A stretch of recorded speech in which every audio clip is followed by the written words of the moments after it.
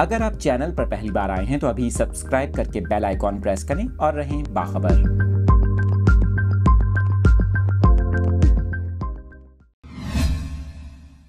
तफसीलात शेयर कर रहे हैं अपने नाजरीन के साथ। डच सेस्मोलॉजिस्ट फ्रैंक होगरेब्ड से एक बार फिर खौफनाक इंतबाह के साथ सामने आ गए हैं। इस बार उन्होंने जून के पहले हफ्ते के दौरान एक शदीद जल्जले के बारे में खबरदार किया है, जिसे उन्होंने ज़बरदस्त करार दे दिया है। उन्होंने ये भी बताया है कि 4 अप्रैल से ज़मीन, मरीख और यूरेनस के दरमियान कुर्बत और पूरा चांद बहुत नाजुक सूरत हाल में है और इसके नतीजे में बहुत बड़ा जल्जला आ सकता है। ताहम फ्रैंक का ये भी कहना है कि ये ज़मीन की परत और इस पर दबाव की शिद्दत पर भी मुनासिर है। उन्होंने इस बार ये नहीं बताया कि ये जल्जला किस खित्ते में आ सकता है।